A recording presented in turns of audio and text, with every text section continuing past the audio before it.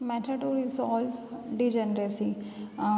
कुछ हमारे एलपीपी ऐसे होता है जिसको हमें सिंप्लेक्स मेथड से सॉल्व करने पर मिनिमम रेशो में टाई हो जाता है कि कौन सा मिनिमम रेशो ले, तो उस तरह की प्रॉब्लम्स को इन स्टेप से हम दूर कर सकते हैं। The following procedure can be apply to remove the degeneracy in linear programming problem. Divide each element in the tie row by the corresponding positive coefficient of the key column in that row.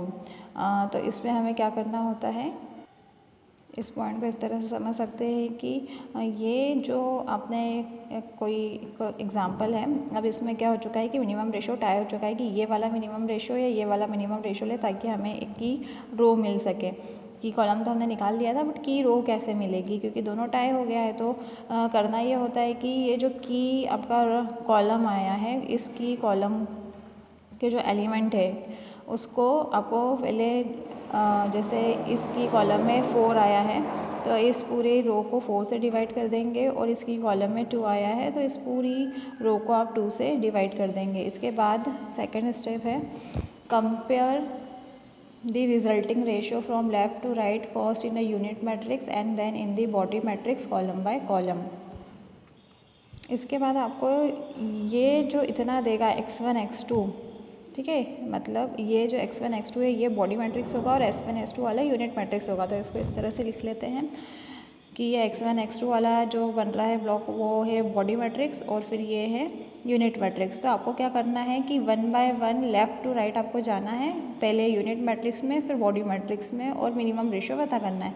तो अगर पहले हम unit matrix की बात करें तो unit matrix में first हमें लेफ़्ट टू राइट जाना है, तो लेफ़्ट टू राइट जाना है तो 1/4, ठीक है, एंड 0, तो 0/2 डेट मीन्स की 0। तो अब दोनों में से मिनिमम रेशो हमें कहाँ मिल रहा है, 0 यहाँ पर, और इसकी अगर हम बात करें तो 0 एंड 1/2, तो फिर यहाँ पर भी मिनिमम रेशो क्या मिल रहा है, इन दोनों में से 0। लेकिन हमें बॉडी मैट्रिक्स में सबसे पहले 0 कहाँ मिल गया या मिनिमम रेशो कहाँ मिल गया, इस पॉइंट पे, ठीक है, इस पॉइंट पे मिला है। दैट मीन्स कि कौन सी वाली रो में मिला है, सेकेंड वाली रो में मिला है, तो आपके सेकेंड वाली रो ही क्या होगी, की रो होगी, ठीक है। तो ये लिखा है the row which first contain the smallest ratio will be outgoing variable. After selection of the key rows, simplex method is apply to obtain the optimal solution. तो हमें सबसे पहले यहाँ ही मिल गया था, तो सेकंड रो आपका क्या होगा, की रो होगा। तो यहाँ लिया है हमने सेकंड रो को की रो, और की कॉलम और की रो का इंटरसेक्शन पॉइंट जो होता है वो की एलिमेंट होता है, जिसको हम स्टार से डिनोट करते हैं। तो अब इसका एक एग्जाम्पल हम देख लेते हैं। ये एक एग्जांपल है, solve the following LPP maximization z is equal to 3x1 plus 9 of x2 subject to the constant x1 plus 4x2 is lesser equal to x, x1 plus 2x2 is lesser equal to 4, x1 and x2 is greater or equal to 0। तो step first, first check whether all the right hand side value of values are positive. In our case all the right hand side values are positive. कौन से right hand side values, constant के right hand side की value सारी positive होना चाहिए। तो ये positive है, स्टैंडर्ड फॉर्म में कन्वर्ट करने का सबसे पहले हम ये देखते हैं कि कांस्टेंट के राइट हैंड साइड की वैल्यूज पॉजिटिव है या नहीं। अगर नहीं होती है तो -1 से मल्टीप्लाई करके पॉजिटिव करते हैं। तो यस, यहाँ सारी पॉजिटिव है। इसके बाद हमें इन इक्वलिटीज़ को हटाना है और इक्वलिटीज़ में कन्वर्ट करना है इस कंस्टेंट्स को। तो हमें क्या करना पड़ेगा, यहाँ पर लेस देन इक्वल टू का साइन है, मतलब यहाँ एक स्लैक वेरिएबल s1 ऐड करना होगा। यहाँ पर भी लेस देन इक्वल टू का साइन है, तो यहाँ एक स्लैक वेरिएबल s2 को हमें ऐड करना होगा। तो मैंने यही किया है, यहाँ पर फर्स्ट कंस्टेंट में s1 को ऐड किया, सेकंड में s2 को, और ये इनइक्वलिटी इक्वलिटी में कन्वर्ट हो जाएगी। इसके बाद जो ऑब्जेक्टिव फंक्शन है, ऑब्जेक्टिव फंक्शन में भी हमें स्लैक वेरिएबल को ऐड करना होता है और कोफिशिएंट वहाँ 0 लेना होता है। तो यहाँ पर मैंने ऑब्जेक्टिव फंक्शन में 0s1 प्लस 0s2 किया है। इसके बाद हमें बनाना होता है सिंप्लेक्स टेबल। सिंप्लेक्स टेबल में सबसे पहले हमें बेसिक वेरिएबल लिखना होते हैं। तो यहाँ जो बेसिक वेरिएबल है वो है s1 एंड s2। तो मैंने s1 और s2 दो बेसिक वेरिएबल ले लिए हैं। उनके ऑब्जेक्टिव फंक्शन में कोफिशिएंट क्या है, तो वो है 0 एंड 0, तो मैंने 0 0 ले लिया है। उसके बाद हमें जो भी नॉन बेसिक और बेसिक वेरिएबल है उन सबको लिखना होता है। तो नॉन बेसिक वेरिएबल क्या है, x1 x2, तो ये मैंने लिख लिया है।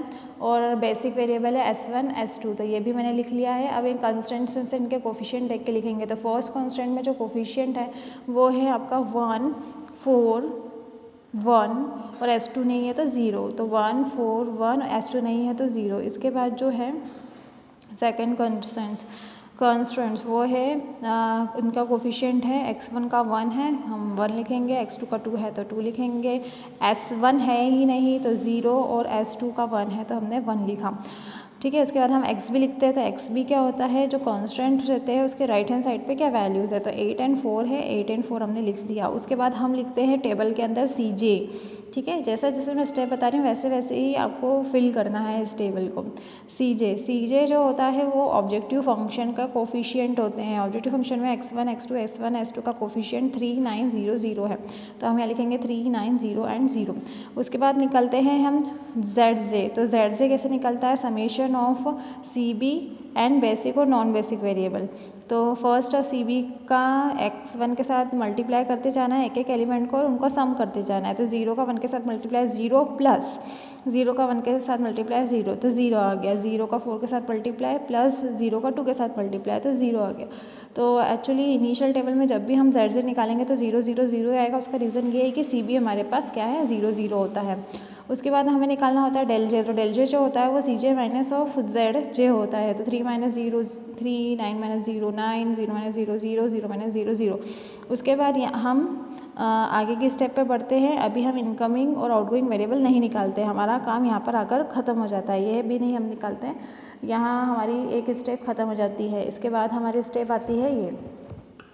From the above table we observe that the initial solution is x1 0, x2 0, s1 8 and s2 4। और इन सारी वैल्यूज़ को जब हम ऑब्जेक्टिव फंक्शन में रखते हैं, जो हमारा गिवन ऑब्जेक्टिव फंक्शन है, तो हमें वैल्यू मिलती है 0। तो ये आपका इनिशियल सॉल्यूशन हुआ।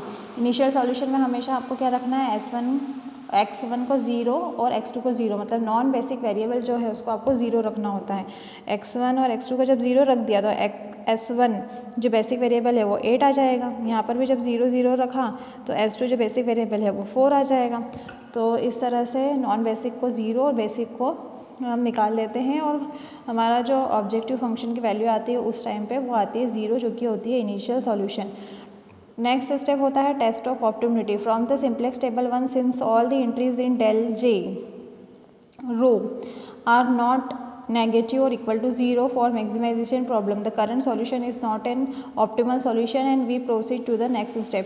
अब हम चेक करते हैं क्या ये जो del J की वैल्यू है वो सारी नेगेटिव और 0 है क्या, क्योंकि हमारा जो प्रॉब्लम है वो मैक्सिमाइजेशन टाइप का है। तो हमारा del J नेगेटिव होना चाहिए या 0 होना चाहिए, लेकिन यहाँ हम देख रहे हैं कि ना तो नेगेटिव, यहाँ नेगेटिव वैल्यूज़ नहीं आई हैं, पॉजिटिव वैल्यूज़ आ गई है। तो अब हमें अगले स्टेप की तरफ प्रोसीड करना होगा। नेक्स्ट स्टेप क्या है, improve the solution. Introduce x2 as an incoming variable and enter in the basic। Now difficulty arise regarding the selecting of s1 or s2 as the outgoing variable। This is an indication for the existence of degeneracy in the given LPP। To obtain the unique key row we apply the following procedure for resolving degeneracy। अब इसके बाद हमें की column को select करना होता है। तो की कॉलम सिलेक्ट करने के लिए हमें क्या करना होता है, जो मैक्सिमम del J है उसे लेना होता है। तो मैक्सिमम del J 9 है, तो ये जो आ गया है ये आपका क्या आ गया है, की कॉलम आ चुका है।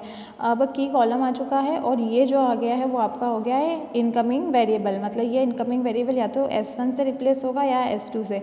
इसके बाद हमें निकालना होता है की रो। तो की रो निकालने के लिए हमें क्या करना होता है, मिनिमम रेशो फाइंड करना होता है। तो मिनिमम रेशो निकलता कैसे है, एक्स बी डिवाइडेड बाई की कॉलम के एलिमेंट। तो एक्स बी क्या है 8 और की कॉलम का एलिमेंट है 4, तो 2 आया। और एक्स बी क्या है 4 और की कॉलम का एलिमेंट 2, तो हमारे पास फिर से 2 आया। अब यहाँ टाई हो चुका है, अब यहाँ टाई हो चुका है कि इन दोनों में से हम कौन सी एलिमेंट को ले या कौन सी रो को सिलेक्ट करें, फर्स्ट रो या सेकंड रो। तो उसके लिए हमें नेक्स्ट स्टेप जो हमने सीखा था कि इस डिजेनरेसी प्रॉब्लम को कैसे सॉल्व करें, तो उस पर बढ़ते हैं। उसको सॉल्व करने के लिए हमें सबसे पहले ये स्टेप पे जाना होता है। ये स्टेप है divide each element in the tie row by the positive coefficient of the key column in that row. मतलब यहाँ करना ये होता है कि जो भी आपका जो की कॉलम है, की कॉलम के जो एलिमेंट आए हैं 4 और 2, तो जो 4 आया है उस 4 को इस फर्स्ट वाली रो में डिवाइड कर देंगे और जो सेकंड रो में की कॉलम का एलिमेंट है 2 उसको भी अब सेकेंड रो में डिवाइड कर देंगे। तो यहाँ आएगा 1/4, यहाँ आएगा 4/1, यहाँ आएगा 1/4, यहाँ आएगा 0/4। इसके बाद यहाँ आएगा 1/4, यहाँ आएगा 2/4, यहाँ आएगा यहाँ आएगा 1/2, क्योंकि यहाँ जो एलिमेंट है कि कॉलम का वो है 2, तो आप 2 से इस पूरी रो को डिवाइड करेंगे। 1/2, 2/2, 0/2 एंड 1/2। तो हमारा जो नेक्स्ट इस तरह से हमें लिखना रहता है। अब हमें बनाना होता है बॉडी मैट्रिक्स और यूनिट मैट्रिक्स। तो यूनिट मैट्रिक्स क्या होगा, तो जो बेसिक वेरिएबल वाले होंगे कॉलम्स वो होंगे यूनिट मैट्रिक्स के, और जो non basic variable x1, x2, x3 जो होते हैं वो होते हैं बॉडी मैट्रिक्स के। इसके बाद हम सेकेंड स्टेप की तरफ बढ़ेंगे। Compare the resulting ratio from left to right column by column first in the unit matrix, ठीक है, और देन बॉडी मैट्रिक्स। तो हमें क्या करना होता है कि पहले यूनिट मैट्रिक्स में जाना है और उसके बाद में आपको लेफ़्ट टू राइट, ठीक है, लेफ़्ट टू राइट बढ़ना है और आपको मिनिमम रेशियो को पता करना है। अगर आपको मिनिमम रेशियो मिल जाता है तो ठीक है, वरना आप फिर बॉडी मैट्रिक्स की तरफ जाओगे। तो हम अगर फर्स्ट कॉलम की बात करें, the first column of unit matrix that is S1, ठीक है, first column of unit matrix का फर्स्ट कॉलम है S1। अब मिनिमम रेशियो पता करना है इसमें, तो 1/4 और 0/2 मतलब मिनिमम ऑफ 0.25 और 0 क्या आ गया 0, ठीक है। और अगर हम S2 की बात करें तो यहाँ आएगा, इनका मिनिमम रेशियो अगर निकाले तो यहाँ आएगा 0 और 1/2 मतलब 0, लेकिन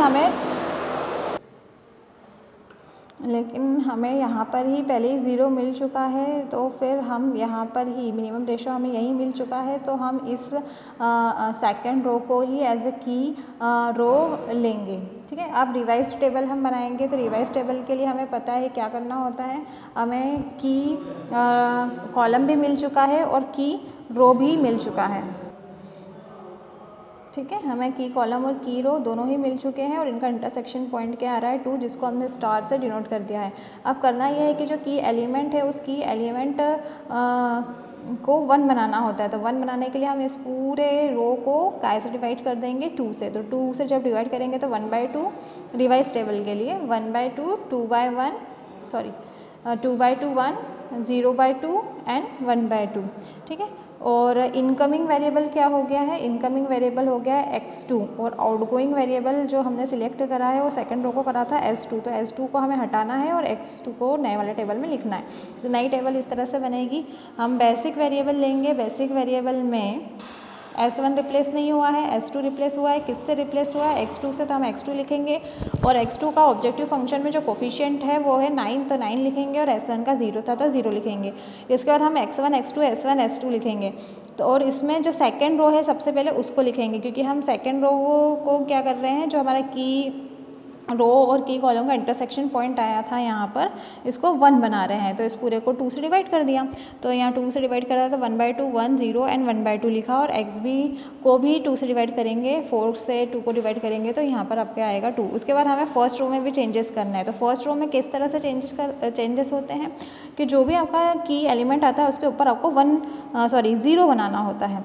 तब 0 बनाने के लिए हम ऑपरेशन पहले भी सीख चुके हैं कैसे बनाएंगे। तो ऑपरेशन यहाँ मैं लिख देती हूँ कि R1 में आपको चेंज करना है, न्यू R1 बनाना है आपको। तो आपको क्या करना पड़ेगा, R1 पहले ओल्ड वाली लिखनी पड़ेगी, इसके बाद आपको माइनस करना पड़ेगा किसे 0 बनाना है, आपको इस वाली टर्म को 0 बनाना है। तो अब यही टर्म यहाँ लिखोगे 4, ठीक है। और इसके बाद में R2 न्यू, ये आपका ऑपरेशन लगेगा, ओके। ये वाला ऑपरेशन लगाएंगे और उस ऑपरेशन से हमारा नया रो R1 हमें मिल जाएगा। इसके बाद CJ, तो CJ ऑब्जेक्टिव फंक्शन का कोफिशिएंट होता है जो हमेशा सेम ही होता है हर टेबल में किसी भी क्वेश्चन के। तो 3, 9, 0, 0 और del J, तो del J हमने पहले भी सीखा था निकालना।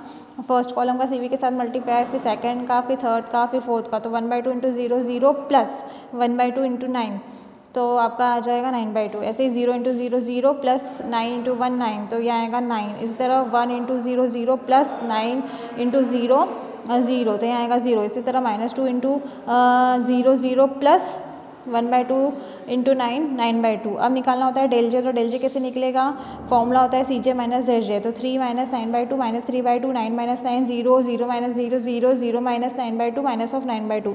अब हम देख रहे हैं कि ये जो टेबल है इसमें जो हमारा प्रॉब्लम है मैक्सिमाइजेशन टाइप का है, उसके लिए डेल जे जो होना चाहिए या तो नेगेटिव होना चाहिए या तो जीरो होना चाहिए। तो यहाँ वो कंडीशन को सेटिस्फाई कर रहा है, नेगेटिव जीरो वैल्यू आ चुकी, नेगेटिव और जीरो वैल्यू आ चुकी है डेल जे की, मतलब हमारा फाइनल सॉल्यूशन अब यहाँ आ चुका है। तो अब क्या आ चुका है ये भी देख लेते हैं। तो x2 की वैल्यू जो बेसिक वेरिएबल में x2 आ चुका है, x2 की जो वैल्यू है वो हो गई है 2। तो हम लिख लेंगे x2 की वैल्यू हो गई है 2, और यहाँ पर x1 नहीं आ पाया है, मतलब कि x1 को आपको क्या रखना है, 0 रखना है। तो ये आपका ऑप्टिमल सॉल्यूशन आ गया है कि x1 0 और x2 2 रहेगा।